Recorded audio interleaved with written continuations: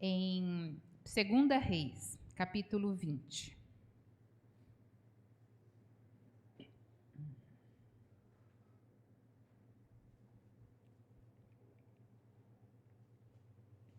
É um texto que várias pessoas conhecem. 2 Reis, capítulo 20.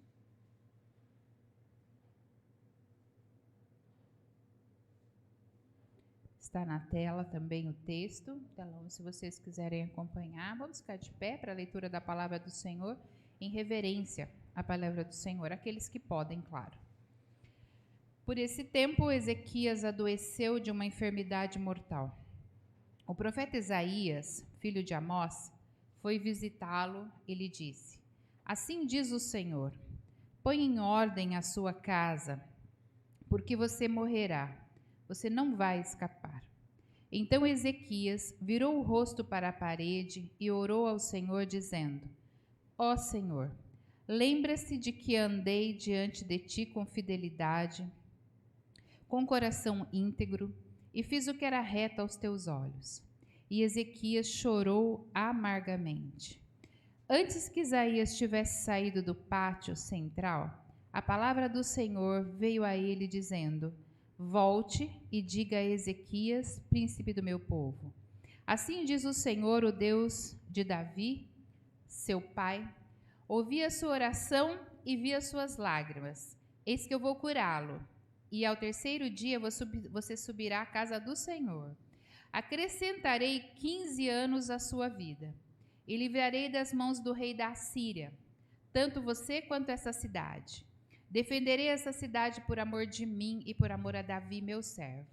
Isaías disse mais: peguem uma pasta de figos. Eles a pegaram e puseram sobre a úlcera, e Ezequias recuperou a saúde.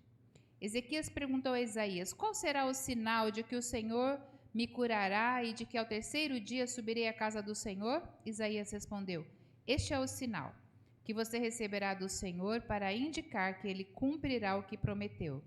Você quer que a sombra se adiante 10 graus ou que retroceda 10 graus? Ezequias respondeu: é fácil a sombra adiantar 10 graus, mas que não seja assim, pelo contrário, que ela retroceda 10 graus.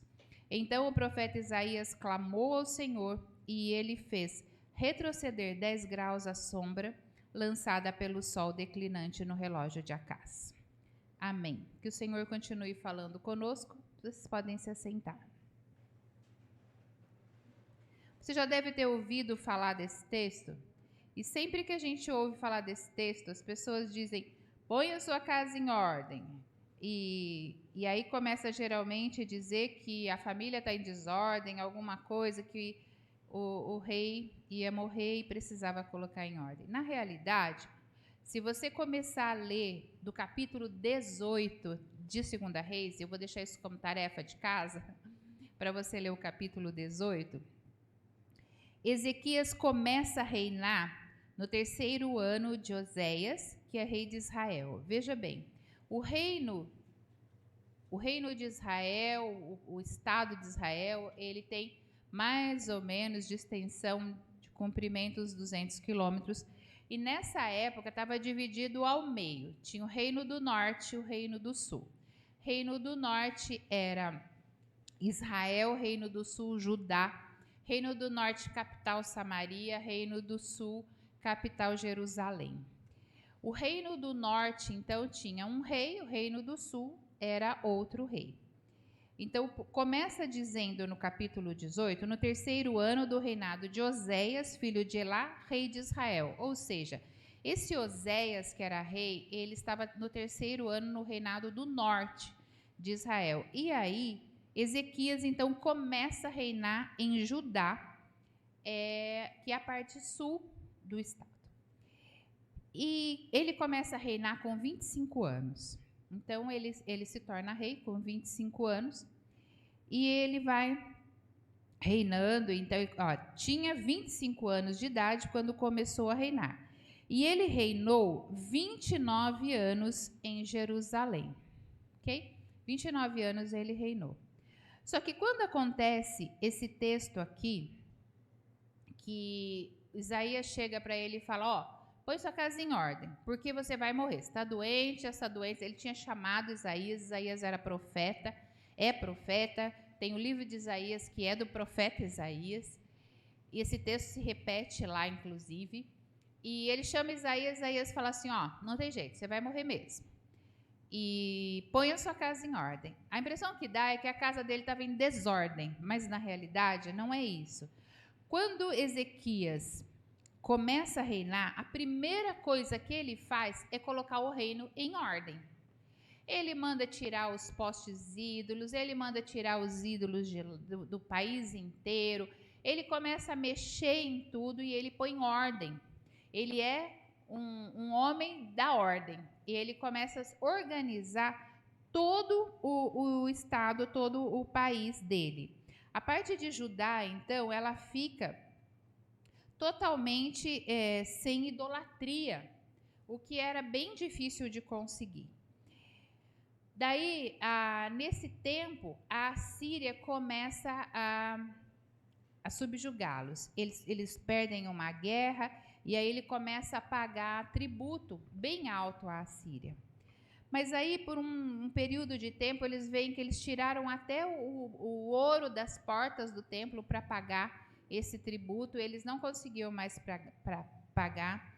E Ezequias, então, fala, não vai dar mais para pagar. E a Síria vem com um exército para lutar contra eles. E ele pede diante de Deus, chama Isaías, claro. Isaías ora, né? Ele também ora. E olha a resposta que Deus dá. Eu vou ler só parte da resposta que está no capítulo 19. O que Deus vai fazer com a Assíria. Por causa do seu furor contra mim, Deus falando para a Síria, que era um reino que estava contra. E por causa da sua arrogância, subiu até os meus ouvidos, eis que porei o meu anzol no seu nariz e o meu freio na sua boca, e farei voltar pelo caminho onde veio. Deus fala isso através de Isaías para Ezequias. E ele dá um sinal e realmente é isso que acontece. No verso 36 do capítulo 19 diz assim, naquela mesma noite o anjo do Senhor saiu, matou 185 mil no arraial dos assírios. Eles estavam de prontidão para lutar contra o reino de Judá. E o anjo do Senhor vence toda essa guerra por eles. Os que restaram se levantam e quando eles olham para o acampamento, eles vão embora, porque já tinha morrido tanta gente, eles não sabiam por quê. Então eles fogem e aí acaba essa guerra toda. Levantou o acampamento, foi embora, voltou para Nínive, por lá ficou. E aí quando ele estava no templo, um dia o rei da Síria, os próprios filhos dele o matam. E aí, então, o texto que a gente leu começa. Veja bem, Ezequias tinha feito uma limpa no território de Judá. Nesse tempo em que ele está fazendo essa limpa, a parte de cima, que é Israel, é levado cativa. E ele fala, porque desobedeceram a Deus. Daí ele fica mais ainda empolgado em fazer tudo certinho para que eles não tivessem mais problemas, e ele faz tudo certinho. Então, não é muito normal, depois de tudo que ele arrumou, dele deixou tudo certo, Deus falar para ele, ó, você vai morrer, então põe a casa em ordem primeiro. Porque, na realidade, ele tinha acabado de pôr a casa em ordem. Quando o Isaías fala isso para ele, Isaías vem visitar, porque ele está bem doente, Isaías, que é profeta, vem visitá-lo e diz, ó, assim diz o Senhor, põe em ordem a sua casa, porque você morrerá, você não vai escapar. Isaías faz o quê? Fala, ok, vou morrer? Não. Isaías tem uma atitude... Ezequias tem uma atitude que geralmente nós temos também. Chora, né? Chora amargamente. Mas ele não só chora. Ezequias vira o rosto para a parede, né? Imagina ele deitado. Isaías dessa notícia, ele já está doente, com dor, ele vira para a parede e fala, Deus, eu não quero morrer. A ideia é essa. Mas ele diz assim, virou o rosto para a parede, no verso 2, e orou ao Senhor.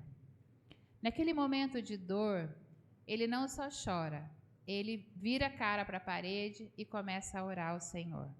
Verso 3 do capítulo 20. Ó Senhor, essa é a oração de Ezequias. Lembra-te de que andei diante de ti com fidelidade, com coração íntegro e fiz o que era reto aos teus olhos. Esse homem precisava colocar a casa em ordem? Será? Veja bem o que ele está dizendo. Lembra-te, Deus. Deus sabe todas as coisas. Não dava para ele estar enrolando Deus, não. Lembra-te que eu andei diante de ti com fidelidade, com coração íntegro e fiz o que era reto aos teus olhos. E Ezequias chorou amargamente. Antes que Isaías estivesse saindo, ele estava saindo do palácio lá do rei, a palavra do Senhor disse: volte e diga a Ezequias, príncipe do meu povo. Assim diz o Senhor, o Deus de Davi, seu pai. Ouvi a sua oração. Olha que benção. Isaías volta e diz: eu ouvi a sua oração. Deus fala para Ezequias: ouvi a sua oração e eu vi as suas lágrimas. Olha que bênção Deus dizer para mim e para você: eu ouvi as suas orações e eu vi as suas lágrimas. Lágrimas também são orações. Deus olha a nossa lágrima, Deus olha o nosso choro e responde a isso. Ele responde a isso. Acrescentarei 15 anos à sua vida e livrarei você das mãos do rei da Síria. Duas coisas. Ezequias ganha. Primeiro, ele ganha mais 15 anos, né? Para quem ia morrer hoje, 15 anos está de bom tamanho, amém? Ganhou 15 anos. E depois o texto diz assim que ele também ia livrar o rei, esse rei da mão da Síria. Ou seja, não ia ter mais guerra. A Síria nunca mais viria guerrear com eles. Defenderei essa cidade por amor de mim, por amor de Davi. Isaías, então, disse o que era para fazer com Ezequias. E Ezequias pede um sinal que isso realmente ia acontecer. E ele podia ir na casa do Senhor. E isso realmente acontece. O que é então, se não é para pôr a casa em ordem, o que é então que Deus está falando com Ezequias? Veja bem, Ezequias era rei.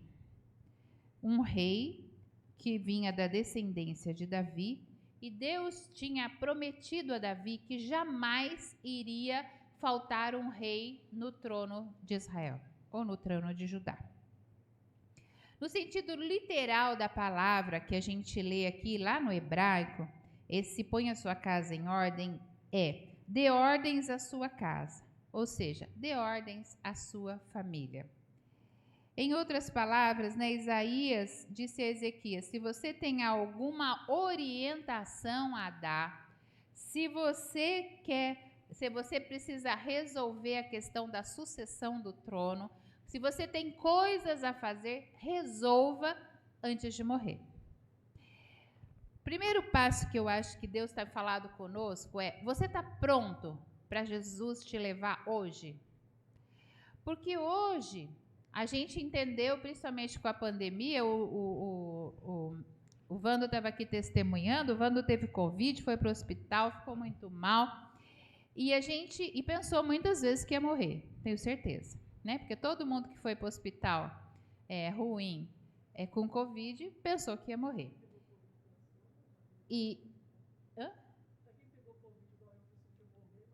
Então, você só pegou Covid, ficou em casa, achou que ia morrer, ele foi para o hospital, piorou, né? É isso mesmo. Então, nós hoje parece que enxergamos isso mais rapidamente, porque isso aconteceu tantas vezes esses 2 anos, né? Que a gente parece que enxerga isso, que a gente pode morrer amanhã, ou hoje, ou daqui a pouco, né? Isso para nós parece que está mais próximo do que era antes. E hoje a gente sabe disso. Mas o que Isaías está dizendo para nós, o que a vida de Ezequias está dizendo para nós, o que Deus está dizendo para nós, é que todos nós, precisamos estar prontos para nos encontrar com o Senhor. Eu posso estar extremamente saudável aqui no altar, sair daqui e morrer 5 minutos depois, ou 1, ou até agora. Não preciso ter doença para isso, não preciso pegar Covid para isso, porque quando a hora da gente chega, a gente vai. E ponto, final. Às vezes a gente acha, não, que eu estou saudável, que eu não tenho nada, isso não tem nada a ver. A gente tem que estar preparado para se encontrar com o Senhor. Amém? Esse é o primeiro passo. Como é que a gente se prepara para se encontrar com o Senhor? A gente entrega a nossa vida ao Senhor Jesus. A gente se compromete, como fizeram aqui os irmãos, com o Senhor, de servir ao Senhor, de ter Senhor como Senhor e Salvador da nossa vida, ou seja, dar o governo da nossa vida para Jesus e dizer, olha, eu quero viver com o Senhor para sempre. E é para sempre mesmo, porque nós ganhamos vida e vida eterna. Nós não morremos mais, nós vamos viver eternamente, porque na Bíblia, morte é separação de Deus. E separação de Deus nós não temos mais quando nós aceitamos Jesus, nós vivemos para o Senhor, nós passamos por essa morte terrena, mas nós estamos vivos e vamos continuar vivos eternamente com o Senhor, na presença de Deus, na presença do nosso Deus. Mas Isaías fala para Ezequias que é para pôr a casa em ordem, porque Ezequias, até nessa data, não tinha filhos. Não tinha se preocupado com isso. Ele se preocupou com muitas coisas. Ele se preocupou em arrumar ou tirar os ídolos, organizar as coisas na cidade, no estado, botar ordem em tudo. Mas ele não tinha filhos, ele não tinha sucessor. Ele não tinha sucessor. E a gente sabe pela palavra, lembra quantos anos ele ganhou? Quantos? 15 anos. O sucessor dele foi, o filho dele que sobe ao trono é quem? Alguém sabe? Depois de Ezequias, que foi um dos melhores reis, depois de Davi, claro, que consertou a vida de Judá, depois de Ezequias vem Manassés, que foi o pior rei que teve em Judá. O que fez tudo de errado. O capítulo 21 de 2 Reis diz assim: Manassés tinha 12 anos de idade quando começou a reinar. Quantos anos Ezequias ganhou? 15. Manassés nasceu 3 anos depois dessa história que a gente ouviu. Depois, certinho, 12 anos depois, lembra que ele tinha ganhado 15, 15 é 15, Ezequias faleceu e Manassés veio a reinar no lugar dele. O que Deus estava dizendo para Ezequias? Tenha um filho, Ezequias, mas prepare o seu filho para ser rei e seu sucessor em Judá. Prepare o seu filho para continuar o que você começou a fazer. Prepare o seu filho para continuar servindo ao Senhor. Porque Ezequias era um homem que confiava no Senhor, um homem que venceu guerras sem lutar, porque Deus estava com ele. Tudo o que acontecia, ele chamava Isaías para perguntar, porque era o profeta. Ele conversava com Isaías insistentemente. Mas, quando Deus fala para ele, eu vou te dar mais 15 anos. Organiza aí o negócio. Você vai morrer, prepara, organiza o reino, porque você tem que ter sucessor. Ele tem um filho 3 anos depois, mas ele não cumpriu aquilo que o Senhor tinha pedido para ele fazer. Porque Manassés é o pior rei que tem em Israel. O verso 2 do capítulo 21 diz assim: Manassés fez o que era mal aos olhos do Senhor. segundo as coisas abomináveis das nações que o Senhor havia expulsado diante dos filhos de Israel. Ele reconstruiu tudo aquele que Ezequias tinha tirado. Fez postes ídolos a Azerá, como de Acabe, rei de Israel. Prostrou-se diante de todo o exército dos céus e o serviu. Edificou altares na casa do Senhor. Tudo aquilo que Deus tinha falado que não era para fazer, Manassés fez. Foi o pior dos reis de Israel, de Judá. O exílio da Babilônia, ele começa ali em Manassés. Toda a dor do povo de Deus, que é templo destruído, cidade destruída, eles vão para a Babilônia, começa com Manassés. Com Manassés.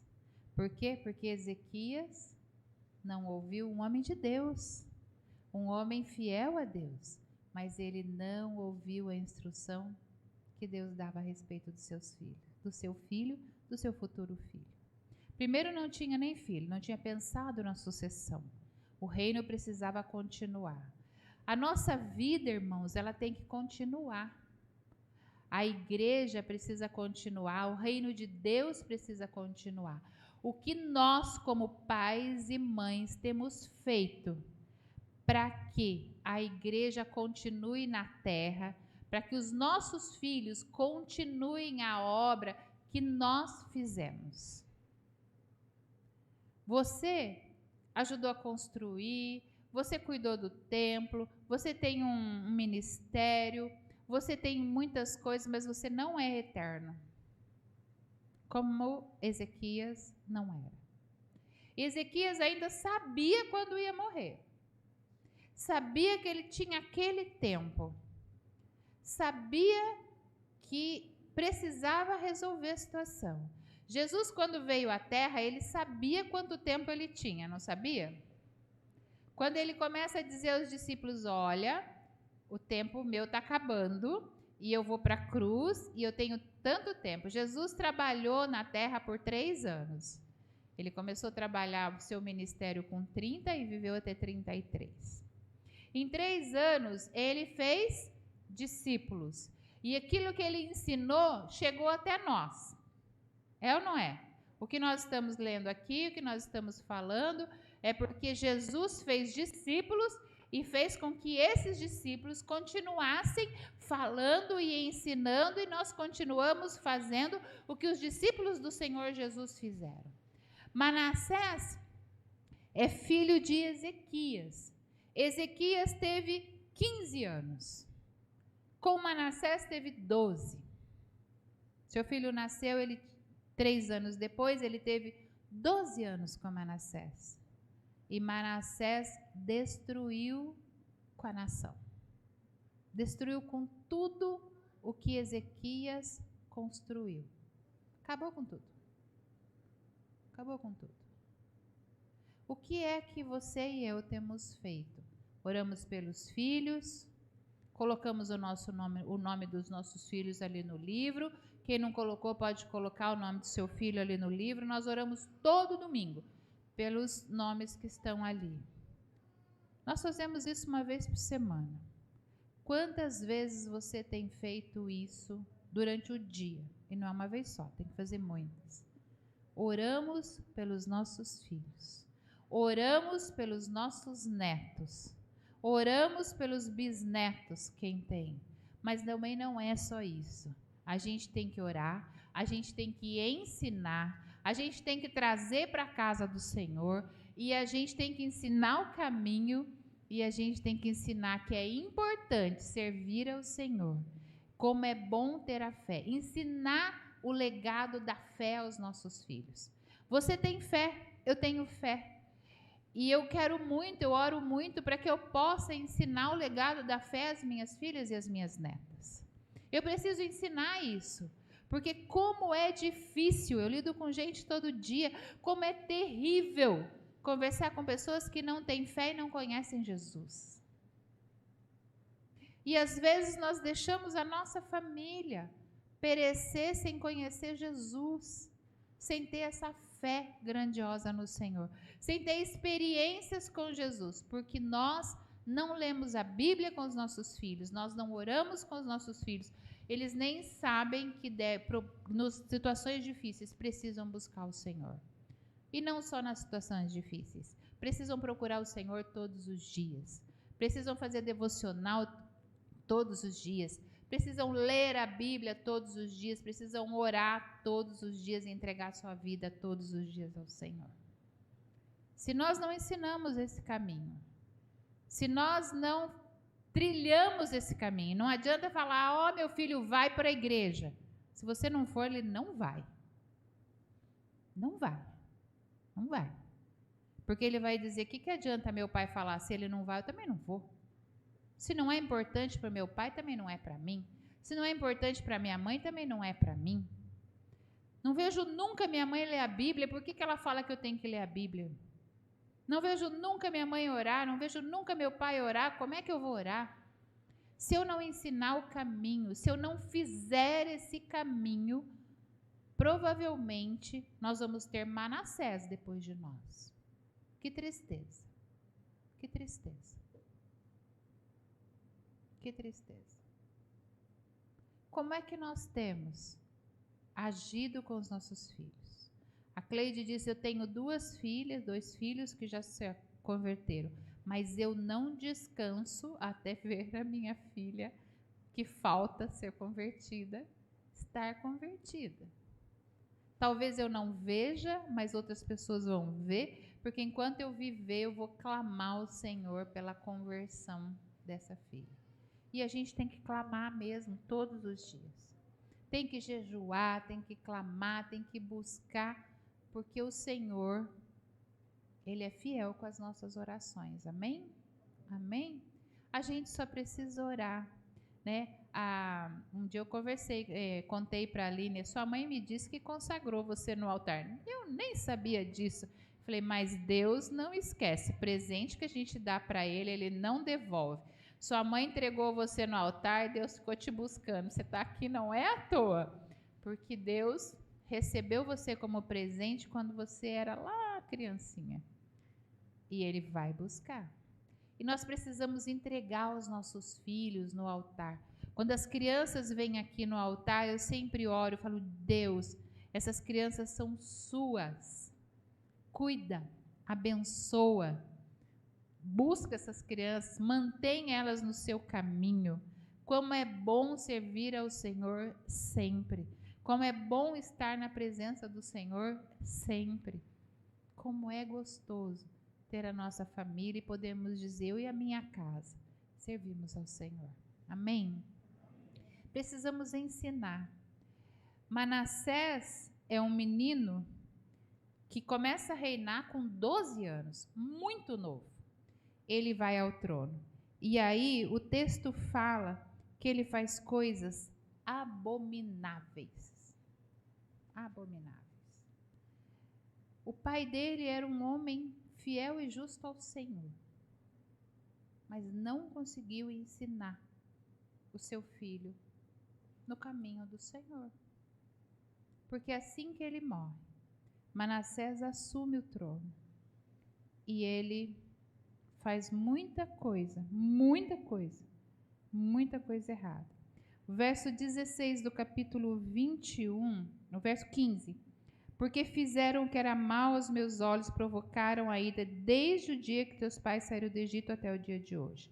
Além disso, Manassés derramou muitíssimo sangue inocente, até encher Jerusalém de um extremo ao outro, sem falar do seu pecado, com que levou Judá a pecar, praticando o que era mal aos olhos do Senhor. Que tristeza! Um pai tão abençoado e um filho que faz coisas tão abomináveis. Porque nós precisamos dar exemplo, precisamos ensinar e precisamos clamar. Amém? Que hoje você saia daqui, meu irmão, minha irmã, lembrando-se dessa palavra. Deus disse a Ezequias: põe a sua casa em ordem, organiza a sua vida depois da sua morte, faz discípulos. Jesus morreu, ressuscitou, mas fez uma obra completíssima. Ensinou, orou, ensinou os discípulos a orar. E depois, quando ele morre, ainda ressuscita, e ele ainda caminha mais um pouquinho com os discípulos, dá mais umas instruções, restaura a vida do Pedro, que estava lá chorando amargamente porque tinha feito bobagem, perdoa, restaura, e aí ele vai para o céu. E esses 12 que ele ensinou por 3 anos, continuam essa obra grandiosa que se chegou até nós. Nós podemos fazer isso também com os nossos filhos e com as nossas filhas. Que nós possamos manter a igreja de Jesus Cristo na terra. Que nós possamos ensinar os nossos filhos e os nossos netos o quão é importante ter um lugar para congregar, o quão é importante ter irmãos e irmãs que oram por nós, né? O Wando estava dizendo que bom saber que pessoas oram pela gente, que a gente pode ter pessoas que oram pela gente. Que bom que é levar os nossos filhos e eles saberem que existe um povo que caminha junto e que ora e que busca. Que a gente possa ensinar, que a gente possa caminhar, que a gente possa orar, que a gente possa ensinar os nossos filhos o caminho do Senhor em todo o tempo. Amém? Que a gente possa, então, nesse dia tão importante em que nós tivemos, né, o compromisso com o Senhor, o batismo, a festa no céu, diz a palavra, quando um pecador se arrepende. Mais festa ainda quando alguém resolve, né, se ingressar na vida cristã através do batismo, através da profissão de fé. Então, eu creio que hoje tem festa no céu, amém? Tem festa aqui também, batemos palmas, louvamos, é festa que nós fazemos, porque a festa no céu e a festa na terra, quando nós recebemos pessoas que vão servir ao Senhor. Mas nós precisamos ter esse compromisso de continuar semeando essa palavra aonde formos. Em nome de Jesus, que a gente possa ser desafiado hoje a continuar falando da palavra do Senhor em todo o tempo, ministrando principalmente a nossa família. Claro que devemos falar de Jesus para todas as pessoas, mas principalmente os da nossa família. Isso é uma responsabilidade nossa, sem dúvida nenhuma. Nós temos essa responsabilidade com a nossa família, de ensinar, de orar, de caminhar junto, para que eles sejam cristãos fiéis na presença do Senhor. Amém? Abaixa a sua cabeça, fecha os seus olhos. Nós vamos ouvir essa canção. E eu quero te pedir agora, meu irmão, minha irmã, que você coloque na presença de Deus aqueles e aquelas a quem você quer, que você venha à sua mente, que você quer que sejam fiéis ao Senhor, que tenham uma experiência real e verdadeira com o Senhor. Amém?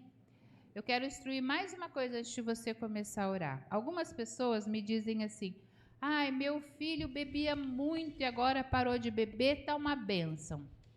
Você parou de beber, vai para o inferno do mesmo jeito se você não aceitar Jesus como Senhor e Salvador. Isso não é bênção, ok? Para mim não é bênção, porque Jesus faz isso e faz muito mais. A pessoa precisa aceitar Jesus no seu coração e ir morar com o Senhor. Isso é bênção. Isso é bênção. Ter uma experiência real e verdadeira com Jesus. Acerta a sua oração. Muda o rumo da sua oração. Para de orar para a pessoa, parar de, eu queria muito que parasse de beber, parasse de usar droga, parasse isso, parasse aquilo. É bom, mas o bom pode tomar lugar do melhor. E o melhor é conhecer Jesus no coração. O melhor é ter uma experiência com Jesus, porque o restante Deus faz. Amém? Ore hoje. Coloque aqueles seus queridos e queridas na mão do Senhor, para que tenham uma experiência real e verdadeira com Jesus. Se Manassés tivesse tido uma experiência com Deus, naquela época, antes do pai dele morrer, provavelmente ele não teria feito coisas abomináveis. Ele precisava de uma experiência com Deus. E isso a gente pode ter em qualquer idade. Criança, adolescente, qualquer idade. Adulto, idoso, a gente pode ter experiência com Jesus. Amém? Ore para que os seus queridos, as suas queridas, tenham uma experiência real e verdadeira com Jesus, frente a frente. É aquela experiência que transforma o coração da gente, porque isso marca e é para sempre, e a gente vai viver eternamente com Jesus. Abaixe a sua cabeça, feche os seus olhos e clame ao Senhor. E se você não teve essa experiência ainda, que você tenha hoje, não saia daqui sem ter uma experiência com Jesus. Você pode dizer para Jesus: ai, Senhor Jesus, eu estou aqui e eu aceito a Ti como Senhor e Salvador da minha vida. Eu entrego a minha vida a Ti e eu quero que o Senhor conduza a minha vida. Eu quero ser servo, eu quero ser servo. Entrega a sua vida para Jesus hoje, para que Deus possa começar a transformação na sua vida. O meu coração e tudo que há em mim, entrego meu viver por amor a Ti, meu Rei. Meus sonhos rendo a Ti, o meu direito dou, orgulho vou trocar pela vida do Senhor. E eu entrego tudo a Ti, tudo a Ti. E eu entrego tudo a Ti, tudo a Ti.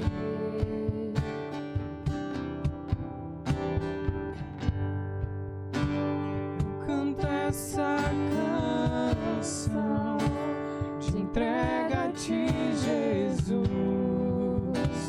e o que o mundo dá eu deixo aos pés da cruz, por conhecer a Ti, Teu nome dá louvor, sentir Tua alegria, partilhando a Tua dor.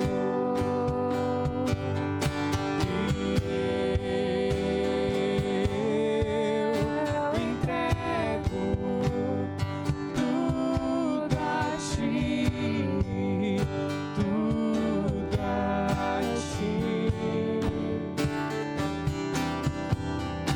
E eu entrego tudo a Ti, tudo a Ti.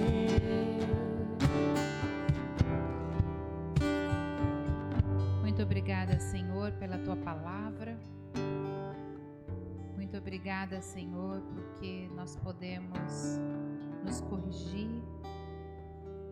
Podemos, ó Pai, buscar a Ti, clamar a Ti pelos nossos familiares, pelos nossos filhos, pelos nossos discípulos, como a irmã Cleide disse aqui, filhos na fé que temos, pessoas que vamos adotando pela fé, que possamos clamar por essas vidas, ensinar, cuidar, abençoar, para que o Senhor possa estar trabalhando nessas vidas e em nossas vidas também. Pai amado, nós entregamos tudo a Ti, como diz essa canção. Entregamos tudo a Ti. Entregamos a nossa vida, entregamos a nossa família, entregamos o nosso ser. Entregamos os nossos filhos, netos, bisnetos. Entregamos cônjuge. Entregamos, ó Pai, a nossa família, a nossa casa a Ti. Faz morada, Senhor, em nossa casa. Faz morada em nossa vida. Transforma as nossas vidas. Faz, Senhor, de nós novas criaturas em Cristo Jesus. Transforma, Senhor, as nossas vidas. Vai transformando o nosso viver. Vai transformando o nosso coração. Que possamos ter mais amor, como diz o texto de 1 João, que foi lido no início do culto. Transforma o nosso coração em um coração amoroso, um coração, ó Pai, que olha as pessoas com amor e faz sempre em prol do outro. Transforma o nosso coração. Transforma o nosso coração, tira todo o julgamento dos nossos olhos, que nós possamos olhar para as pessoas com amor e com graça. Que a sua graça seja mesmo sobre nós, sobre a tua igreja, Senhor.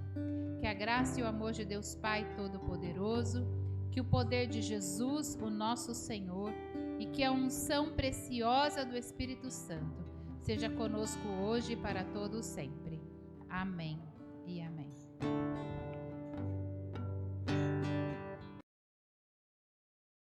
Quer ficar por dentro de todas as transmissões feitas pela nossa igreja, conteúdo gravado que for ao ar? Acesse youtube.com.br, procure por Metodista Central de Biporã, acesse o canal, clique no botão inscrever-se e ative o sininho com todas as notificações para ser avisado.